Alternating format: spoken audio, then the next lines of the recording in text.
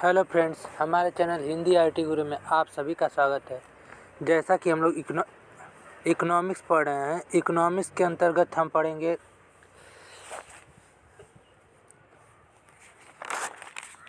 रहे हैं निरपेक्ष गरीबी यानी एब्सोल्यूट पॉवर्टी। भारत में गरीबी मापने हेतु गठित की गई समितियों के अंतर्गत हम पढ़ रहे हैं। सन 2016 में नीति आयोग के भूतपूर्व यानी नीति आयोग के पहले उपाध्यक्ष अरविंद परगड़िया की अध्यक्षता में गरीबी को मापने के लिए एक टास्क फोर्स का गठन किया गया।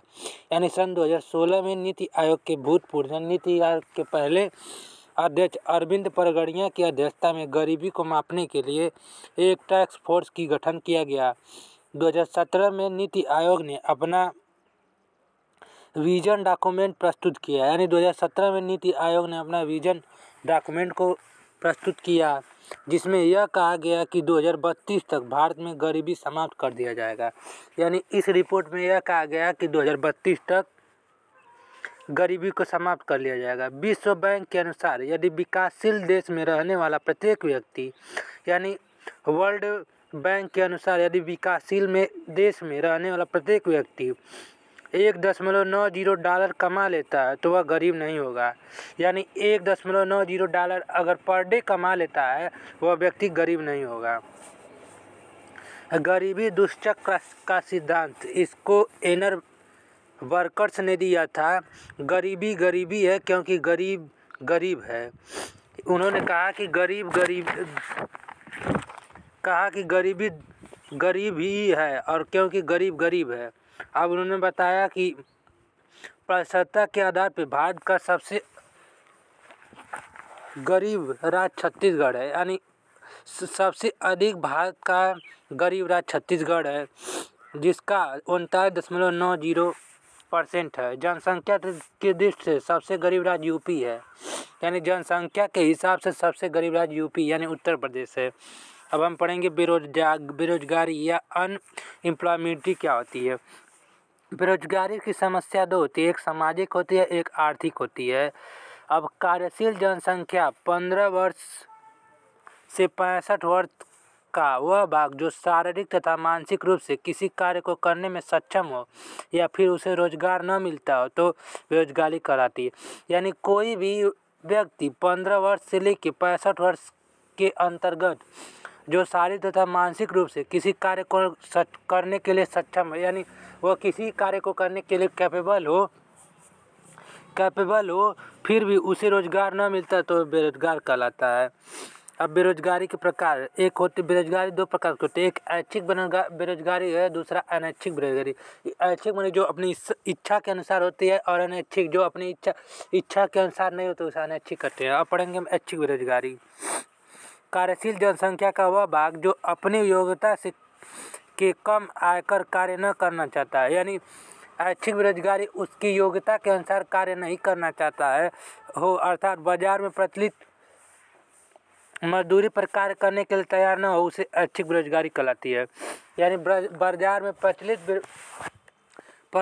प्रचलित मजदूरी पर कार्य करने के लिए न तैयार हो, उसे ऐच्छिक बेरोजगारी कहते हैं।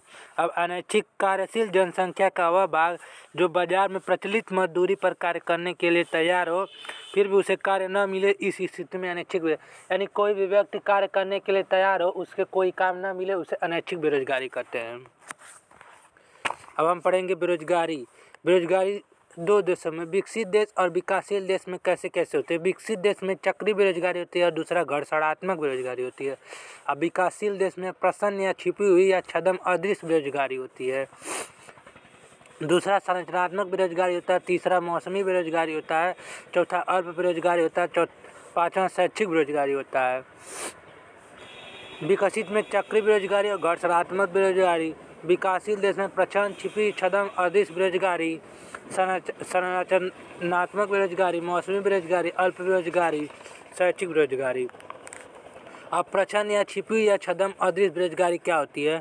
जब किसी कार्य को करने के लिए आवश्यकता से अधिक लोग लगे हों, यानी कोई भी कार्य करने के लिए आवश्यकता से ज़्यादा लोग लग रहे हैं। जैसे किसी कार्य को करना है 4 लोगों से उसमें लगे हों 8 लोग, तो ये आवश्यकता से अधिक लोगों की ज़रूरत है तथा इन अतिरिक्त लोगों को हटा देने के बाद जो भी उत्पन्न बेरोजगारी होता है उसे प्रच्छन्न बेरोजगारी कहते हैं। यानी 8 लोगों को हटा के 4 ही लोगों को कराना, यही प्रच्छन्न बेरोजगारी कहलाता है।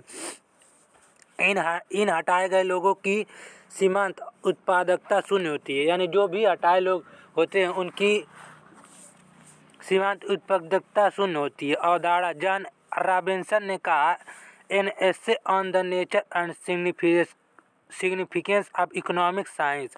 यह प्रायः कृषि क्षेत्र में पाई जाती है। यानी यह बेरोजगार प्रायः किसानों के क्षेत्र में पाई जाती है। अब मौसमी बेरोजगारी क्या होती है? कृषिगत क्षेत्र, यानी कृषि के क्षेत्र में जब एक मौसम विषय में लोगों के पास रोजगार उपलब्ध होता है, यानी किसी भी मौसम में लोगों के पास रोजगार उपलब्ध होता है, परंतु जैसे ही मौसम समाप्त हो जाए उन्हें पुनः रोजगार छीन जाता है। यानी मौसम के होने से रोजगार होता है और जैसे ही मौसम समाप्त हो जाए उन्हें पुनः रोजगार छीन जाता है। तो ऐसी बेरोजगारी को मौसमी बेरोजगारी कहते हैं। अब संगठनात्मक बेरोजगारी क्या होती है?